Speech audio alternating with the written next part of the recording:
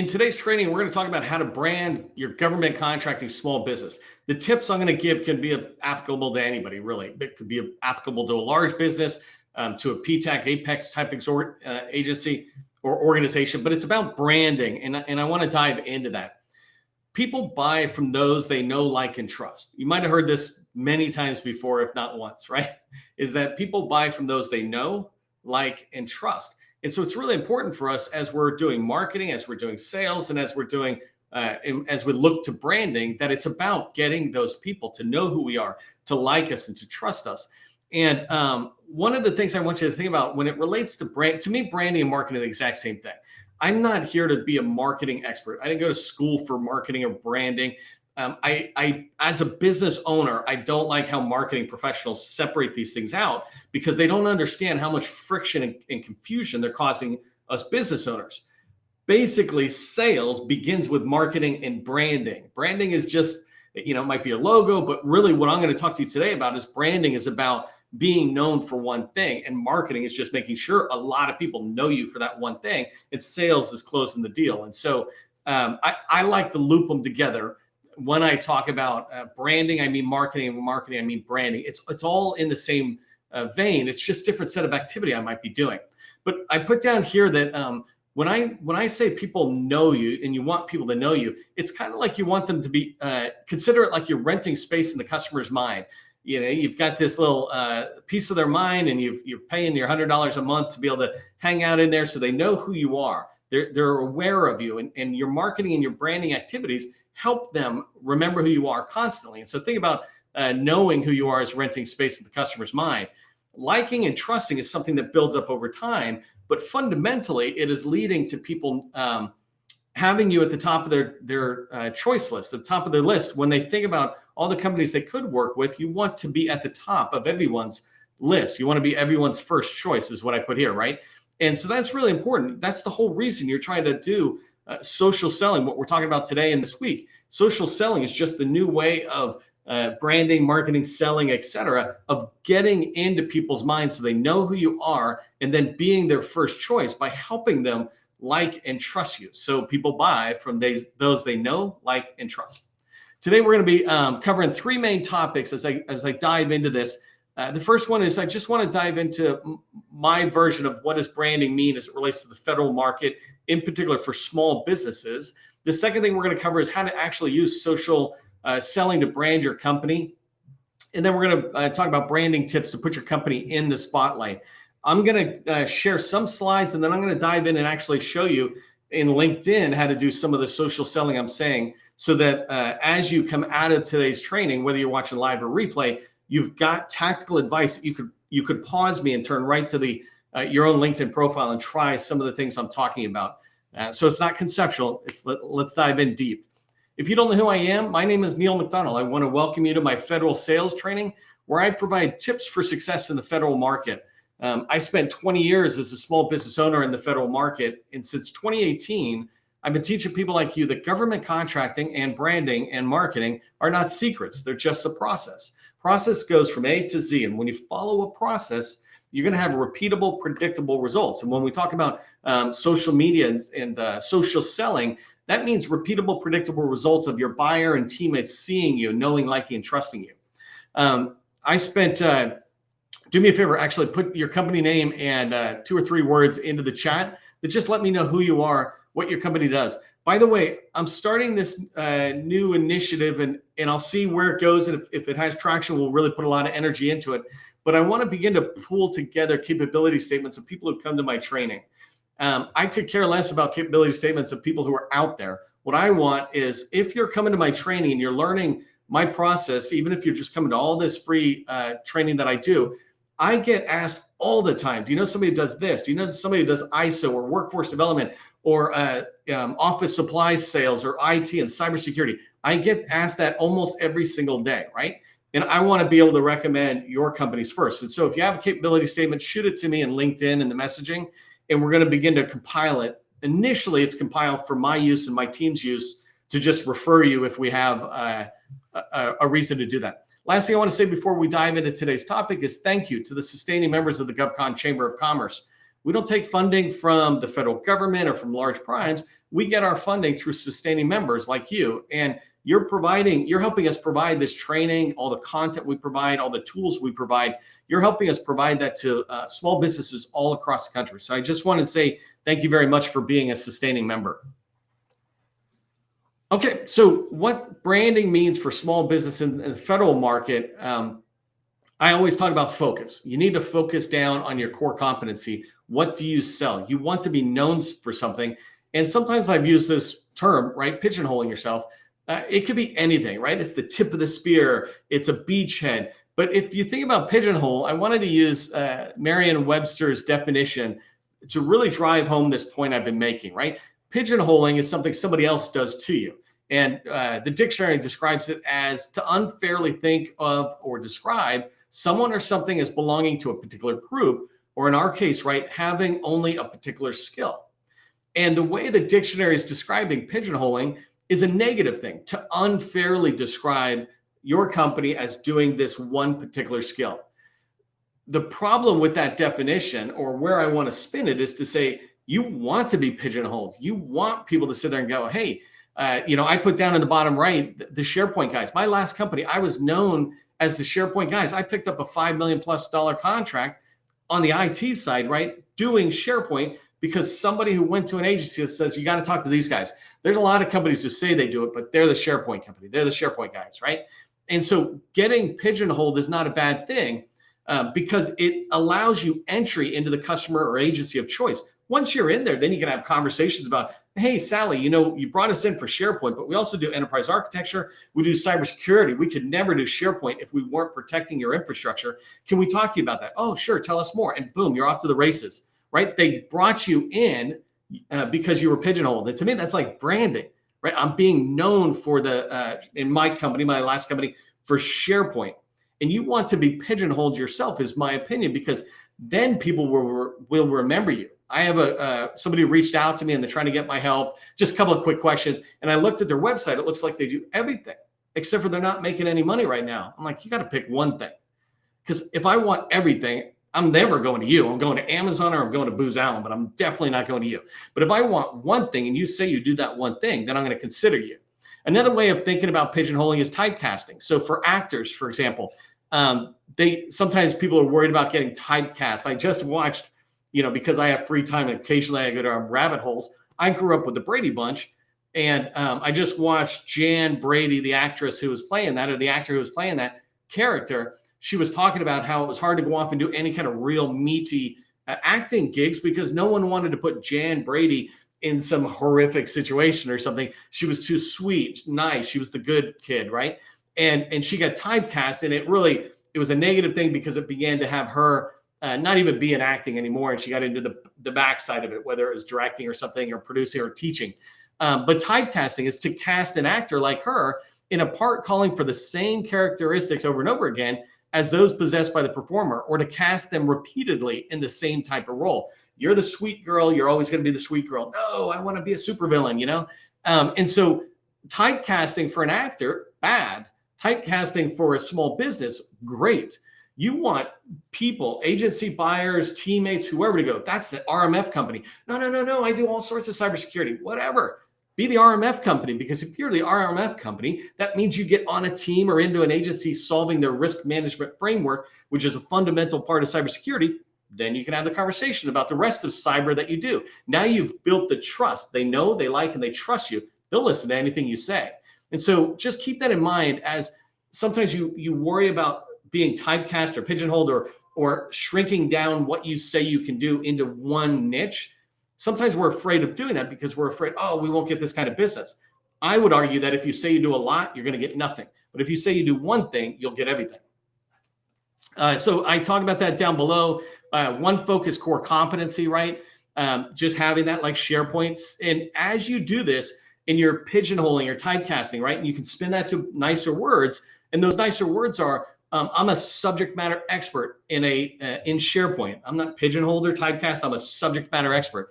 And when they bring me in and they start wanting to bring me into conversations or contracts, I'm a trusted advisor, right? I'm no longer typecast. I'm no longer pigeonholed. In the business world, in the professional world, we are seen as subject matter experts and trusted advisors. Those are just stronger, nicer words for being typecast. Hopefully that makes sense there. Okay, so let's talk about, by the way, if that does, go ahead and throw typecast in. Let me know you're tracking on that.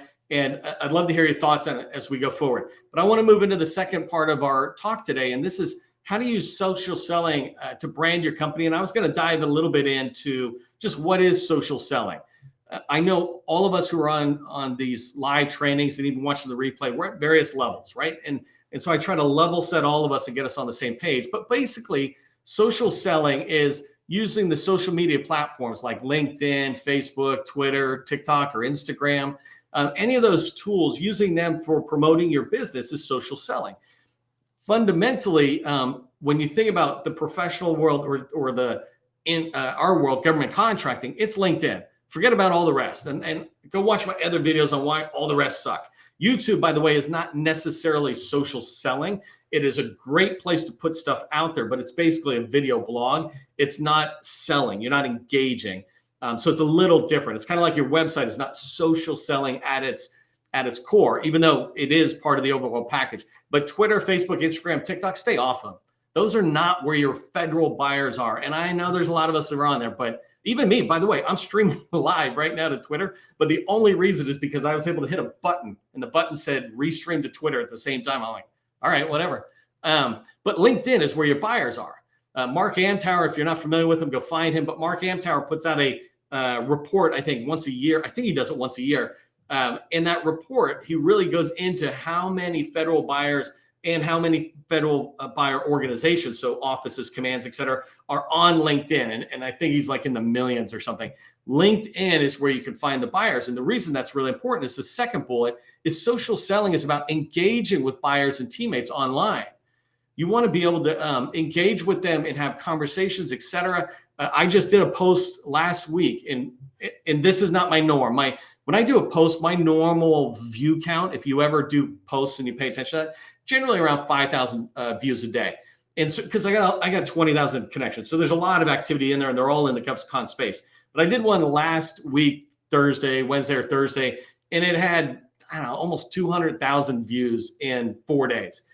But the reason is because people really got engaged in it around artificial intelligence. And it's because I play in this world and I'm able to come in and write a post that's intelligently talking about artificial intelligence and encouraging more people to get engaged. There's a lot of people out there in the federal space who want to talk more and more about how do we integrate it into what we sell, or how do we dominate the AI space, or whatever it is. And so that engaged a lot of people. But because I put this post out, I'm now able to follow up with people and begin to talk with them and say, hey, for example, somebody at the VA who's in charge of AI, I can talk with them and say, hey, can we talk more about AI, how I might help you, or how I might learn from you and share it with industry, et cetera. Social selling, it's the long game. It is not transactional sales, and transactional means quick, right? It's not quick at all. It's not even quick relationships is what I put there. It's really about just having this chance to learn more about somebody, having them learn more about you, and slowly begin to build that relationship. If you think about federal sales, we say that sales in the federal government takes 6 to 24 months, right? Forget about any other anomalies that are in there. 6 to 24 months is the norm. Well, if that's the case, then take your time building relationships, because once you have them, they're there for your entire career, right? So take the time building them and don't be seen as somebody who's coming in trying to take really fast, or even give too fast. Sometimes giving is a little overwhelming. It's just about, chatting and having conversations and learning. Learning is my biggest thing. And I describe it as it's modern relationship building. When I say brand your company, I really mean you, because people buy from those they know, like, and trust. People do not buy from companies, right? They buy Coca-Cola because it's a whole disjointed thing. But when they're looking to buy from a construction company, or trusting a vendor who could bring them parts, or somebody who could protect their cybersecurity needs or deliver on cybersecurity needs, they're buying from you.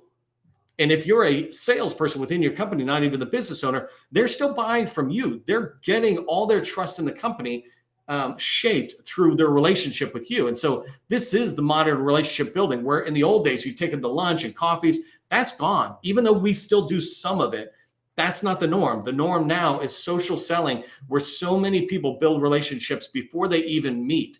And to me, meeting in person becomes a bonus to the relationship. All right. So one of the last things I want to just talk about is social selling as it relates to your brand. And what you can do is I really want you to understand and improve your social selling index. And somebody can put into the chat for me the URL. It's like sales/SSI. I don't know who's tracking on that, but if somebody can put it in, you can go take a look at it. But you want to look at your social selling index. You don't want to be obsessed about it, but it is a really good guide to where you're going. And over here, I put mine. Mine is very high, but I've been using LinkedIn forever. Pretty much that's a fair statement, right? And certainly close to 20 years. And so mine is high because I've been building it for a long time. I've been doing a good job keeping my connections, not random people. Like I've recently just got rid of a whole bunch of people who were trying to connect, but they're not in my space at all. They're not in the GovCon space or even related to the GovCon space, right? So I keep it really my relationship, my garden really well weeded. I don't know if I'm getting the right analogy there, right? But this idea of it's clean, and so I have a very high social selling index. What I want to, and you can see my ranking is in the 1% of everything, 1% of the network, 1% of my industry, et cetera. So the thing I want to point out to you, the reason I'm saying this is you don't need yours to be 86. You need to find out what yours is and then slowly start improving it, learning about it. So if you go into the SSI, and if I don't see the link in the chat, I'll put it in afterwards. But if you go in and look at your social selling index, it will tell you how well am I selling using social selling medias, in this case, LinkedIn in particular, right? Am I engaging people? So the four categories are establishing a professional brand, meaning your profile. Basically, it's your profile. Do you look good in there with the basic information about you? Are you sharing any kind of content within your profile, like a capability statement or a white paper, things like that? And then finding the right people is just literally what it says. And I'm going to show you how to do that. But are you finding the right people? Are you using LinkedIn to search for your buyers and teammates? The next one is engage with insight. And this means, are you engaging, like I talked about earlier, with teammates and buyers on LinkedIn, using LinkedIn to, thumbs up, comments, putting different, sharing content out there yourself? Are you engaging with insight?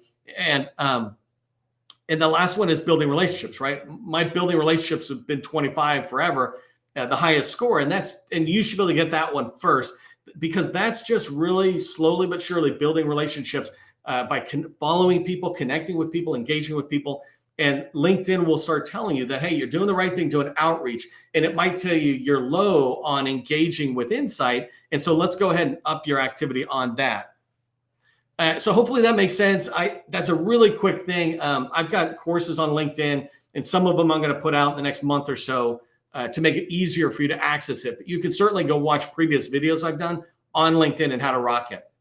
So I want to wrap up with showing you some tips on how to really do some of the things I talked about. So I mentioned update your LinkedIn profile. I'm going to show you really quick how I critique my own profile. The second thing I want to talk to you about is how to follow new people. I'm going to show you how I do that, how I find people to follow.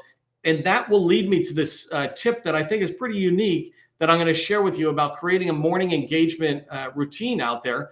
And this is basically how do you engage with federal buyers so that you're tracking on them. And the last one is sharing content out. So that one there, I'm not going to really get to. I'm probably not going to get to it. But what I mean is, you want to make sure you're putting content out. So let me just jump into LinkedIn really quick. So this is my page. Let me just go in here and open up my own profile. First thing I want you to do is go look at your own profile. Oh no. I'm live on live. It's crazy. But you want to look at your own profile, right? And so for me, I want to come in here, and it's too bad it's showing me this. I wish I could close this somehow to show you my banner, but my banner is not as good as it could be. So I need to update that, because your banner needs to scream something that, scream something that attracts people to want to read your profile, right? And then coming down though, as I look, I'm looking at my featured section. This is what I mean is, like, if you have stuff that you can put out there, put it out there. I have ebooks right here that we have on our website. So I have a featured article about that. I do training every single day. This is where I show people how do you get access to it.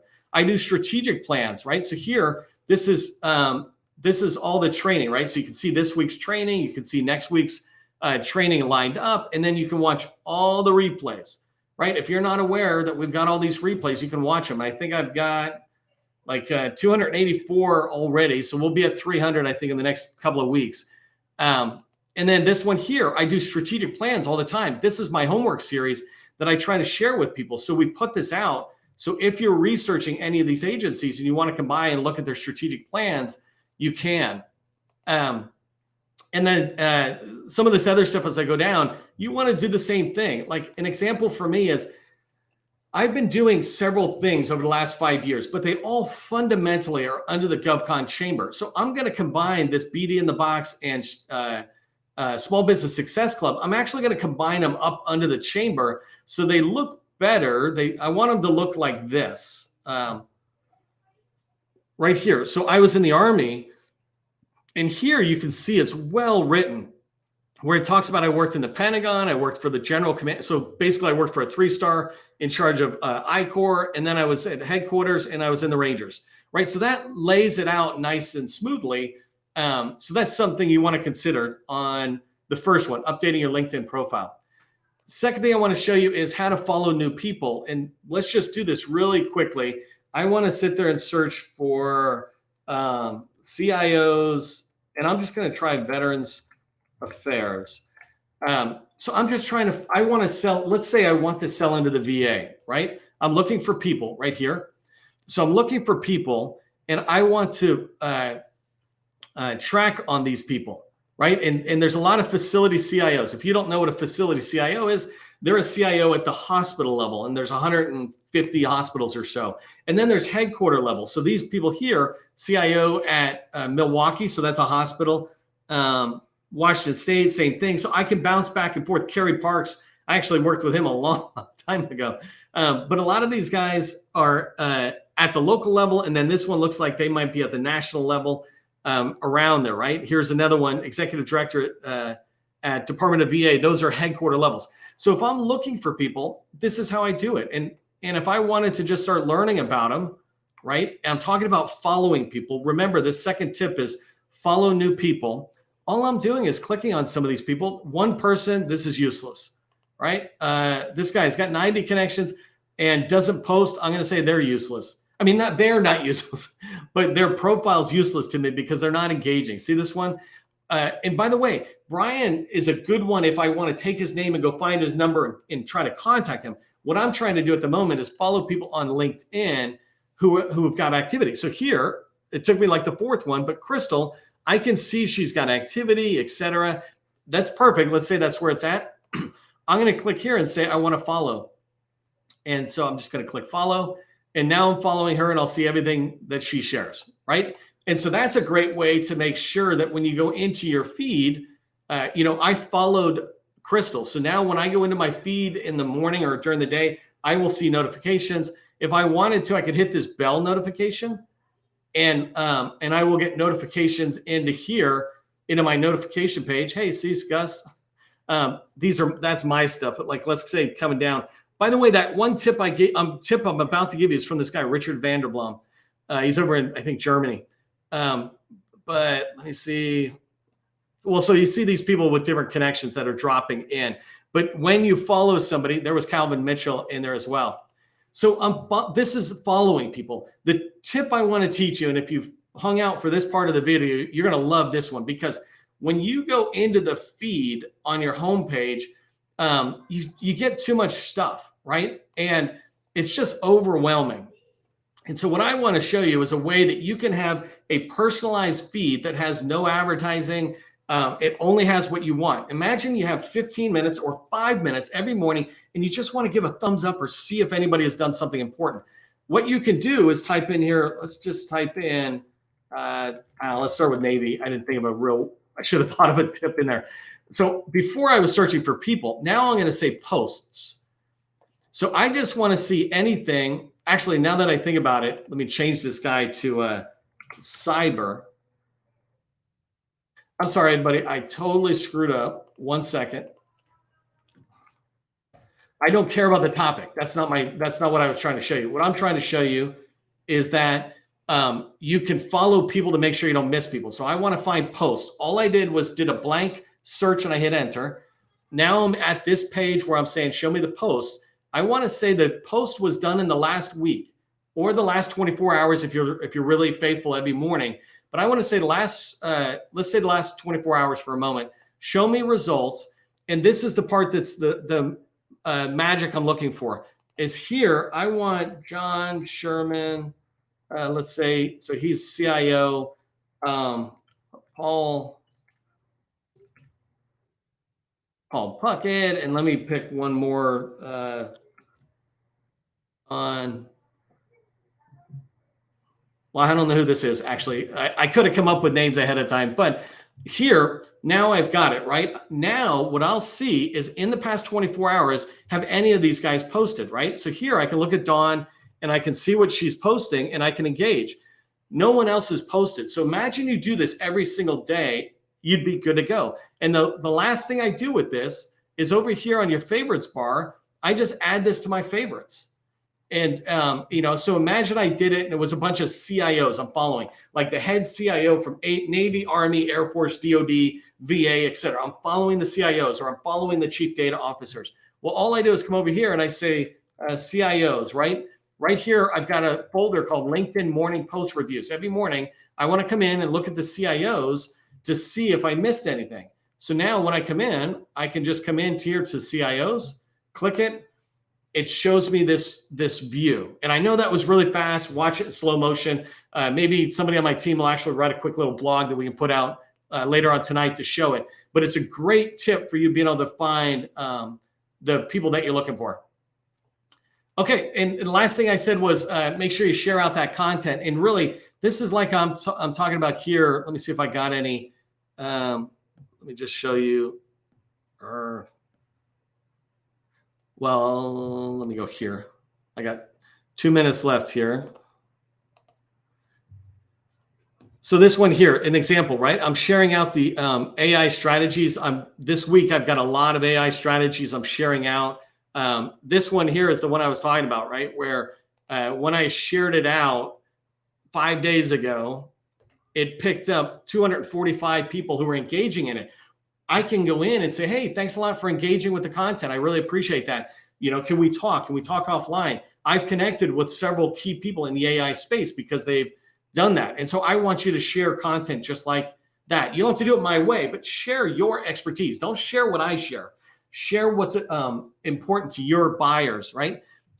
So in this training, we talked about people buy from those they know, like, and trust. So make sure you're helping people know, like, and trust you, right?